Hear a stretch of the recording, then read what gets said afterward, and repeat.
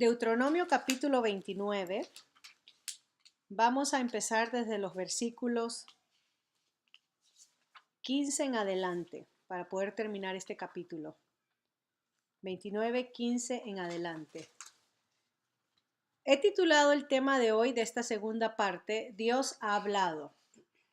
Y está dentro del contexto donde Moisés repasó la historia de Israel, cómo Dios se ha manifestado en la generación pasada, la que sacó de Egipto, cómo Dios los mantuvo a través del desierto y cómo Dios luchó con ellos en el versículo 7 contra estos dos reyes que salieron a hacerle guerra y de ahí la tierra fue repartida. Este es un 25% extra de tierra que fue repartida a la tribu de Rubén, Gad y media de Manasés.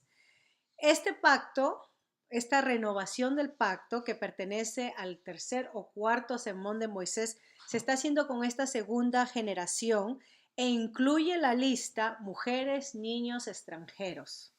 Y nosotros vimos de que cada uno, desde los líderes hasta los niños o los extranjeros, tenían que entrar en juramento, tenían que estar de acuerdo que iban a obedecer la palabra de Dios, la ley de Dios. La teocracia estaba basada en la ley de Dios y en esta ley se demostraba, se revelaba el carácter de Dios, lo que Dios demandaba de su pueblo.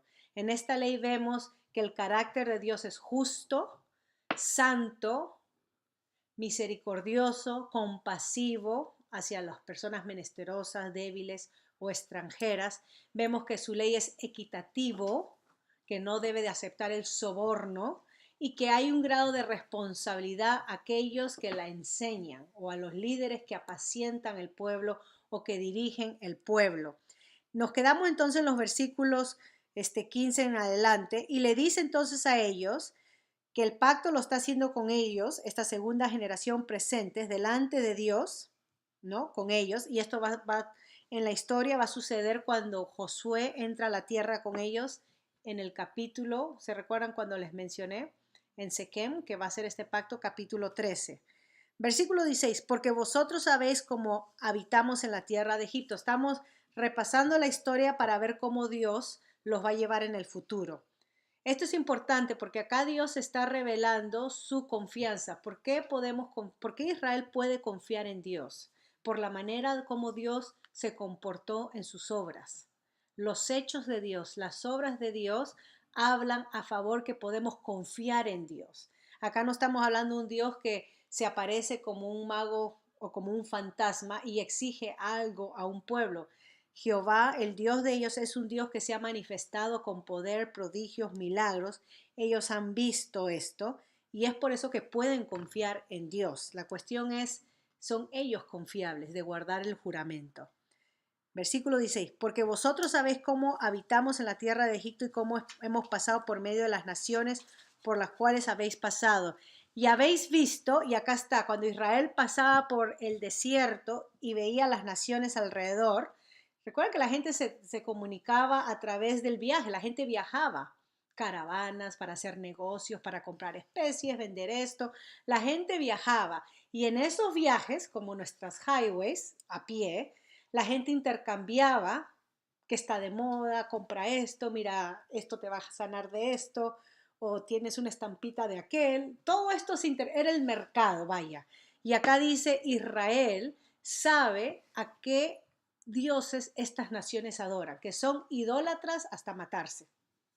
Muchos dioses, ¿ok? Y dice, y han visto sus abominaciones, sus prácticas, como no es basado en la justicia y equidad de Dios, es basado en gustos, conveniencias humanas, injusticias, inmoralidades, y sus ídolos de madera y piedra, de plata y oro que tienen consigo. Y dice la advertencia para Israel. Esto es sumamente importante porque acá Dios, a través de Moisés, les vuelve a advertir que entre ellos el carácter, miren el carácter, lo de interno, no sea que haya entre vosotros varón o mujer, o familia o tribu, como en el caso de Acán, Josué capítulo 7, cuyo corazón se aparte hoy de Jehová nuestro Dios, para ir a servir a los dioses de esas naciones. no sea que haya en medio de vosotros raíz que produzca hiel y ajenjo. Este versículo es muy, pero muy importante porque acá se está hablando que la actitud, el carácter del pueblo de adorar y servir a Dios es una actitud constante interna. Una actitud constante interna que Dios examina. En Josué 7 tenemos el caso de Acán, Acán y su familia. Acán, cuando entraron a Jericó los israelitas y tomaron la ciudad y destruyeron todo, Dios dice que tenían que destruir todo y quemar todo como un holocausto a él.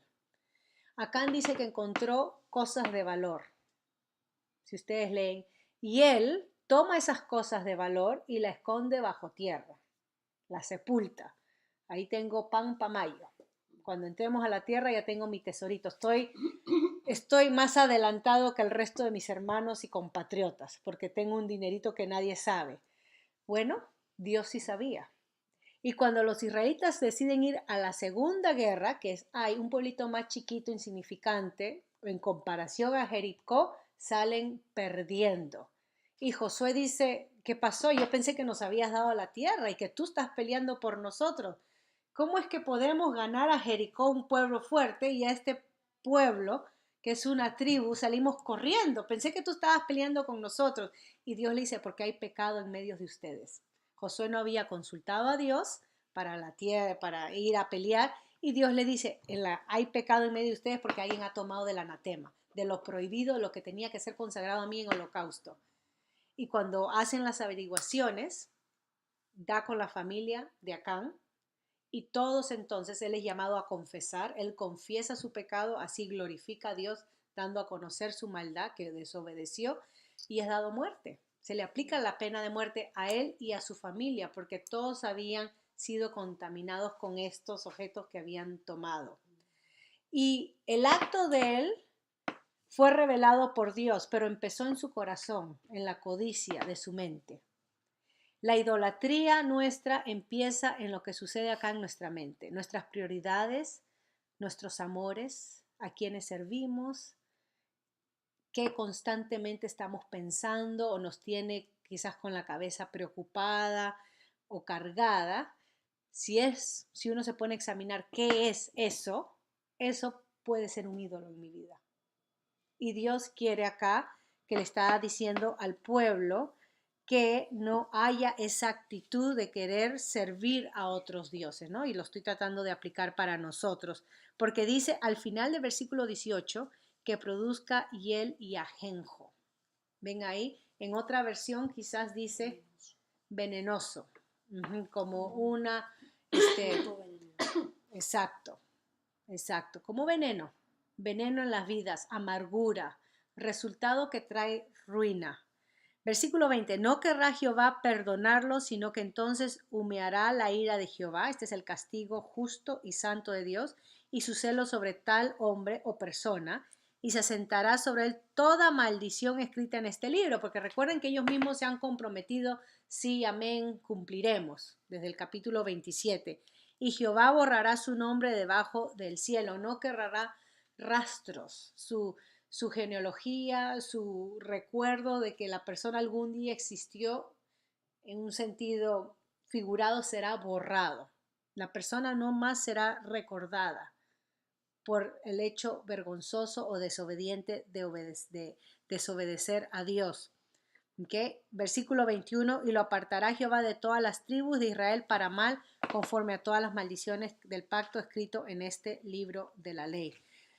Otra cosa que es interesante es que Dios al ser humano nos ha dado tres cosas donde nosotros podemos probar que Dios nos habla en general. La primera es la conciencia. Antes de que pongamos nuestra conciencia dura o acostumbrada a nuestras malas mañas, inicialmente la conciencia del ser humano nos acusa de todo acto malo. ¿Okay? Sabemos cuando mentimos, cuando hacemos mal, cuando engañamos, y algo en nuestra conciencia nos dice. Si se vuelve una maña, o una forma de vivir o relacionar, ¿no? Entonces nuestra conciencia ya no nos va a llamar la atención, se acostumbra, se encallece, se endurece. Pero la conciencia, Dios ha escrito en cada conciencia de cada ser humano, desde el niño uno puede, cuando lo regaña, ¿no? Uno puede ver, la conciencia nos dice que algo está mal, es como una alarma interna. La segunda cosa que vemos que Dios se ha revelado es el diseño en la naturaleza, en la creación. El diseño del ser humano, el diseño en la naturaleza, en los animales. Solamente con estudiar el diseño de cada organismo, cada ser, y ver la maravilla, el diseño, los genes, el DNA, lo original, eso apunta a un diseñador, a un creador. También podemos decir, no solamente la conciencia, el diseño, pero para Israel específicamente, narrando Egipto, y nosotros tenemos esto como ejemplo porque está acá escrito, cómo Dios controló provisionalmente las circunstancias alrededor de su pueblo contra cualquier amenaza que este pueblo pueda existir. Yo lo he mencionado, los incas, los mayas, los babilónicos, el faraón, todas estas naciones antiguas han sido extinguidas. Pero los hebreos, ahora los judíos, por alguna razón siguen vivitos y coleando y vienen desde allá atrás. Y la Biblia nos revela que esa es la providencia del cuidar Dios a su pueblo, porque de ahí trajo a su Mesías y de ahí va a venir la salvación, ¿verdad? Para todos nosotros, cuando nuestro Señor Jesucristo regrese y nos rescate. Pero a través de Israel podemos revisar la historia y ver Dios estaba en control. Dios no permitió que Faraón elimine a los israelitas cuando abortaban a los hijos varones. Dios no permitió que cuando Babilonia se los lleve a Babilonia, que los israelitas se extinguieran. Dios los hizo regresar. Dios no permitió bajo el imperio romano que mataran a los judíos. Siguen vivitos y coleando. La provisión de Dios de guardar a su pueblo, ¿no? Hasta que venga el Mesías, bajo circunstancias en contra. Y lo último, la palabra, la exposición de la palabra, la forma como Dios se ha comunicado para hablarnos. Ahora, nosotros tenemos una decisión, o estamos en relación amigable con Dios o estamos en una relación hostil con Dios. Si rechazamos la palabra de Dios y si ponemos nuestra autoridad como decisión final, usando mis ideas subjetivas como un compás moral, entonces sigo el ejemplo de Adán y Eva. Uno determina lo que es bueno y lo que es malo. Uno decide lo que conviene y lo que no conviene. Eso es cuando rechazo la palabra de Dios. Si yo acepto la palabra de Dios como mi autoridad, eso significa que cualquier decisión que yo tome en mi vida, desde comprar una casa, hasta criar a los hijos, hasta cómo manejar el dinero, hasta cómo tratarnos unos a otros, o la relación con mi esposo, o la relación con la familia, todo eso debe estar dirigida bajo la autoridad de Dios. No podemos dividir ni separar que las cosas de Dios pertenecen a la iglesia y cuando estoy en estudio, pero cuando estoy en la casa dirigiendo a mis hijos, no, esa soy yo. Y eso es lo que yo piense, porque así es mi hijo, así que haz esto y punto. Tengo que yo siempre filtrar la autoridad que supuestamente estoy traspasando, si eso está bajo la voluntad de Dios o si es mi autoridad, es mi idea, mi creencia, lo que me enseñaron a mí. Entonces, o estamos en relación amigable con Dios, haciendo su voluntad, o estamos en contra de Dios y hacemos nuestra voluntad. Ahora, muchos intelectuales, ¿ok? Especialmente, no quieren decidir o tomar decisiones basadas en cuestiones de moralidad. Dice, se trata del intelecto, lo que tiene sentido común. No se trata de moralidad, no se trata si es algo correcto o incorrecto. Se trata si es provechoso o no es provechoso. Si hay ganancia o no hay ganancia. Entonces deciden basado en el intelecto, no la moralidad. El tema bíblico es que la moralidad debe dirigir nuestro intelecto. ¿Okay? Y no al revés, no nuestro intelecto dirigir la moralidad. Por ejemplo, podemos tener un padre que no cree en Dios o no considera a Dios y piensa que su hijo o sus hijos en general deberían de saber acerca de la sexualidad lo más temprano posible, porque eso les va a ayudar a ellos intelectualmente a que no se contaminen o no se contagien con ninguna enfermedad y sean responsables en sus actos sexuales. Es mejor enseñarles a los niños la información de educación sexual, cómo asearse, si va a tener relaciones sexuales, al joven cómo hacerlo, maneras indicadas, etcétera, el condón, todo este uso, porque lo van a hacer y es mejor que ellos sepan para que así se puedan proteger. Y la moralidad, no, ahí no entra. Pero si nosotros decidimos bajo moralidad, el primer paso es que yo no quiero ni estoy de acuerdo que mi hijo tenga relaciones sexuales antes del matrimonio. Ya entro en una contradicción. Yo quiero que mi hijo sepa acerca de la sexualidad y las consecuencias de los actos sexuales, pero lo que voy a enseñar que es por encima de las decisiones y la lógica es la ética, la moralidad delante de Dios. ¿Por qué Dios en su palabra sabia, y nosotros con toda la tecnología que tenemos hoy en día podemos decir, wow, tiene sentido? ¿Por qué Dios en su palabra sabia quiere que el sexo sea un acto que se reserve al matrimonio y no un acto que se esté compartiendo como una tacita de café que se puede compartir socialmente con todo el mundo? ¿Por qué Dios dice eso? ¿Será que Dios no quiere que nos divirtamos? No, porque cuando veo la Biblia, Dios está a favor de nuestra felicidad y que gocemos de la vida. ¿Será que Dios no quiere esto? ¿Por qué Dios dice eso? Examinemos. Y yo le digo a mi hijo, cuando tú obedeces a Dios en esto y te guardas y va contra tu voluntad, contra tus deseos, contra tus ganas, en contra de uno, pero tu voluntad es dirigida por la ética de Dios, entonces vas a poder a largo plazo entender y decir, ahora sé por qué. Porque el sexo no solamente es un acto físico, sino es un acto espiritual y emocional y da gloria a Dios. El sexo es bueno, Dios lo creó, pero dentro de un contexto, ¿no? El diseño. Pero cuando yo me dejo dirigir por, no tengo la oportunidad, ya me mando, total, no le hago daño a nadie, somos dos adultos con consentimiento, nadie me está haciendo daño y me mando, es lo que yo deseo y saco la ética de Dios, la moralidad y lo baso en mis decisiones, las consecuencias espirituales y emocionales, quizás no las físicas, quizás no me enferme ni nada, pero las consecuencias emocionales y espirituales, Dios nos da alerta roja. Ok, y de eso podemos hablar mucho más. Muchos no quieren reducir los asuntos intelectuales a una cuestión de moralidad.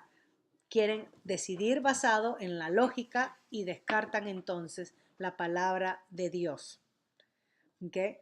Creer en la verdad, hay que creer, ¿no? Cuando creemos en la verdad de Dios, la ética va por encima. Ahora, las escrituras nos dicen, acá estoy resumiendo, que la manera como el ser humano usa su intelecto es un asunto ético. Es un asunto ético, las decisiones que tomamos. Si estamos viendo a políticos y políticos que profesan ser creyentes, para remate, no cualquier político, político que profesa, o líderes, que digamos, líderes espirituales, ministros, pastores, que comienzan a predicar y a hablar la importancia de la santidad, la justicia, el obedecer a Dios. Y vemos que el pastor está coqueteando con sus feligreses. ¿Qué? El pastor está ganando reunión de damas, es el pastor ahí y todas las mujeres llegan. Está coqueteando. Vemos que la manera como se conduce contradice lo que él enseña, que no va de acuerdo a la palabra de Dios, es rebeldía. ¿Okay? Entonces, no importa cómo la persona responda a Dios, Dios es claro en su revelación. ¿Okay? No hay excusas para la duda, Dios es claro en cómo debemos de actuar. La moralidad, la ética, la palabra de Dios va por encima. Ok, ya estamos, ese es un punto importante. Ahora, miren el versículo 22. Las naciones venideras, esto es mirando a Israel en el futuro. Dice, cuando se levanten los hijos después de vosotros y el extranjero que vendrá de lejanas tierras, cuando vieren las plagas de aquella tierra y sus enfermedades. O sea, cuando la gente vea las maldiciones que caigan sobre el pueblo, y la razón es porque no obedecieron, que no se sujetaron bajo la ley de Dios, que Jehová había hecho enfermar. Dice, azufre, sal, abraza toda su tierra, no será sembrada. Nosotros estamos estudiando Isaías y vemos exactamente esto. Ni producirá ni crecerá en ella hierba alguna, como sucedió en la destrucción de Sodoma y Gomorra, en Admá y Zeboín, las cuales Jehová destruyó en su furor y en su ira. Este es el tema, ¿no? La ira santa de Dios. Mas aún todas las naciones dirán, ¿por qué hizo esto Jehová a esta tierra? ¿Cuál es la causa? ¿Qué significa el ardor de esta gran ira? Y miren el testimonio. Y responderán, por cuanto dejaron el pacto de Jehová, el Dios de sus padres, que él concertó con ellos cuando los sacó de tierra de Egipto. Es que Dios entra en pacto con Israel y se compromete en hacer de Israel un instrumento para bendecir al mundo, para traer salvación al mundo. Pero Israel, si no entiende su papel en la historia y no la entendió, el instrumento que Israel iba a tomar, si Israel no entiende y se dedica o se distrae con la idolatría, las abominaciones, Dios iba a traer ira sobre ellos, las consecuencias, porque ellos no están cumpliendo el pacto. Es como que una esposa llegue y le diga a su esposo, querido, el viernes en la noche voy a salir con Juan. Tengo una cita con Juan. Vamos a salir. Entonces, es como que esta mujer le dice a su marido, el viernes voy a salir con Juan. Una cita, pero no me esperes a dormir porque hemos reservado el hotel. Wow. Nos vamos a quedar la noche, así que querido, te puedes ir a dormir o puedes ver tu película y te relajas. Y vamos a llegar al día siguiente, pero no voy a llegar temprano, vamos a llegar tarde porque después nos vamos un rato al Niágara, tomamos nuestro almuerzo, paseamos y ya llego tarde en la noche el sábado. El marido le responde, pero ¿cómo vas a hacer eso? Tú estás loca, ¿no? Estás casada conmigo. Sí, mi amor, estoy casada contigo, pero voy a salir con Juan. ¿Y yo? No, tú vas a tener tu día libre de ver tus deportes, tu básquetbol, jugar béisbol, hacer todo lo que tú quieras, pero yo voy a decir, ¿cómo? ¿Ya no me amas? Te amo, pero a Juan también lo amo. Así que esta semana es Juan y ya para la próxima haré planes contigo. Y ahí queda. Eso es lo que Israel estaba diciendo a Dios al no obedecer los términos del pacto, porque se usa esa frase pacto, juramento, y lo más similar es una relación de matrimonio. Cuando Israel era arrastrado a la idolatría, le estaba diciendo a Dios, te amamos Dios, pero vamos a salir este fin de semana con Baal y con Nebo y con Marduk y todos estos dioses que también amamos.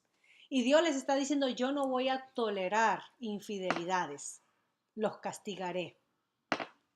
Otro punto por la cual Dios castiga no es que ahora el marido debe castigar a su mujer por infidelidad, no podemos arrasar el punto hasta allá porque si no estaríamos en una sociedad que se cometiera abusos, ¿no? Y no estamos hablando de eso.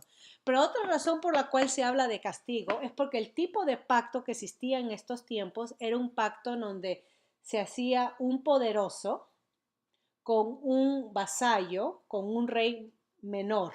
Entonces, imagínense el pacto que haría un faraón, un rey poderoso, con un rey de una tribu, donde ellos tenían, el rey de la tribu tenía que pagarles impuestos, darle tierra, pero el rey poderoso, el más fuerte, se comprometía de que si cualquier otra nación viene a acosar o a abusar o a molestar a su vasallo, este rey poderoso venía a rescatarlo, a ayudarlo. Ese es el tipo de relación en que Israel entra con Dios, un contrato bien similar al que se hacía en aquellos tiempos en el Medio Oriente. Nosotros no tenemos esos tipos de contrato porque vivimos en otras épocas. Así que para nosotros quizás el más paralelo sería un contrato de un matrimonio sin exactamente tomar todos los detalles en cuenta, porque no es que estamos abogando para que el esposo castigue a la mujer si es infiel. En este caso Dios tenía ese preliminar porque en aquellos tiempos los reyes podían castigar a sus vasallos si eran infieles o hacían pactos con otros pueblos por detrás. Ahora, Dios dice que los iba a castigar. Versículo 27, la ira. Miren cuántas veces se repite la ira, el furor. Versículo 28, Jehová los desraigó de su tierra, los sacó con ira, con furor, con grande indignación y los arrojó a otra tierra como hoy se ve. Desde tiempo de Moisés, estamos hablando 1400 años antes de Cristo, ya se está prediciendo que una consecuencia de desobedecer a Dios era Dios los iba a botar de la tierra. Y claro, si nosotros tenemos unos inquilinos, si digamos acogemos a unos inquilinos en nuestra casa y le decimos a nuestros inquilinos, estas son las reglas de la casa, a tal hora se come, todo lo que ensucias lavas, pones la ropa en su lugar, etcétera, etcétera, etcétera. Pero digamos que nuestros inquilinos no siguen los términos de lo pactado. Comen, dejan todo sucio. Ropa tirada, suenan como nuestros hijos, ¿no? Todo sucio. Bueno, cuando uno se cansa, Dios, estamos hablando 900 años tratando con Israel. Cuando uno se cansa y después de advertirles, de decirles a través de sus profetas, regresen, no hagan eso, corríjanse, mandándoles un castigo por aquí, un castigo por allá, peor lo hacían. Dios le dice, bueno, chao, los bota. Y quizás en muchas familias, muchos padres, después de tener a sus hijos, después de 20, 30 años, y los hijos siguen con las mismas tendencias que cuando tenían 12 o 13, y no cambian en nada, nosotros conocemos, o antes estábamos compartiendo un caso, no cambian en nada, quizás es saludable decirles chao a esos hijos que ya son adultos. Bueno, acá Dios le está diciendo a sus hijos, a Israel, si ustedes no obedecen y no cumplen el pacto, lo final, después de tratar con ustedes mi misericordia, mi amor, mi justicia es, están fuera. Están fuera. Y eso es justicia. Eso es justicia. ¿Okay? Versículo 29, con esto termino. Las cosas secretas pertenecen a nosotros y a la bruja. No. A los astrólogos. No. A la ouija. A las cartas de tarot. Dice, las cosas secretas, lo que no se sabe, pertenecen a Jehová nuestro Dios. Mas las reveladas, la que sí se nos ha dado, se nos ha manifestado, son para nosotros y para nuestros hijos para siempre, para que cumplamos todas las palabras de esta ley. Y la palabra de Dios es suficiente y necesaria para que nosotros sepamos saber cómo conducirnos en esta vida. No necesitamos ver si los astros están alineados a mi signo, si este año cuando cumplo 40 o 50 va a ser el año de la vaca gorda, si este va a ser el mes que vea a mi querido amado. No necesitamos indagar en las cosas ocultas. Uy, justo me dio luz roja cuando me entró ese texto. Algo debe de haber una conexión. Y nosotros creemos en una lista de supersticiones que traemos con nosotros en nuestra querida Latinoamérica. Supersticiones, mitos, fantasías, porque nos pica la curiosidad y nos hace sentir bien, ¿no? Que si el 31 nos podemos comer las 12 uvas debajo de la mesa y salir con una maleta porque me quiero regresar a mi país caliente, porque acá que tanto frío. Bueno, en nuestros países se practica eso, ¿no? O para la buena suerte, o me voy al mandarín y la galletita esa que me como al final, después de pagar la cuenta bien y me dan la galletita de la fortuna donde dice, este año encontrarás el amor. Y digo, así es, y me voy al gimnasio y me pongo en forma porque me dijo la galletita que ese año voy a encontrar el amor. Las cosas secretas no nos pertenecen a nosotros, no nos pertenecen. Si queremos saber, Señor, ¿qué tienes para mi vida? ¿Cuál es tu voluntad? ¿Tú quieres que yo me case o que siga así? ¿Tú quieres que yo haga esto? Por favor, manifiesta tu voluntad en mi vida. Pero que yo pretenda con la bola de cristal o con las galletitas de fortuna adivinar cuál es mi próximo paso, es hacer un ídolo del destino. Recuerden que le dije que habían dos ídolos comunes en tiempos de Israel: ídolo destino, ídolo fortuna. Y en nada ha cambiado la situación hoy en día. Fortuna, nos queremos hacer ricos con el 649, el 649, o con las cartitas de quitarles, ¿no? A ver si me gano $100 por lo menos para poder irme y hacerme una lipo o lo que sea. Queremos hacernos ricos con cosas tan ridículas. Adoramos al Dios, su fortuna, o el destino, la suerte. Y eso no existe en las cosas del Señor. Existe lo que Dios ha manifestado y si yo estoy andando en obediencia o no. Voy a parar ahí con el versículo 29. Es un versículo que deberíamos de memorizarnos, un versículo clave, ¿okay? Para saber cómo llevamos nuestras vidas y entender que Dios es omnisciente y nuestro conocimiento tiene límites. Y buscar más allá de esos límites es lamentablemente es invitar influencia demoníaca. Buscar más allá de los límites, como Saúl. ¿Recuerdan cuando fue disfrazado tipo Halloween a consultar con la bruja pensando que Dios nos iba a enterar? ¿Y a quién vamos a nosotros a engañar? ¿Tú crees que Dios no se va a enterar si me disfrazo y voy y busco a una bruja? Saúl pensaba que el Dios Jehová era un Dios de madera, un Dios limitado, pero acá nuestro Dios santo de la Biblia es un Dios omnisciente, que no solamente sabe lo que hago, pero sabe lo que pienso. Y es por eso que empezamos a hablar sobre la importancia de mantener una actitud que adore y sirva a Dios. Voy a parar ahí entonces para tener nuestro tiempo.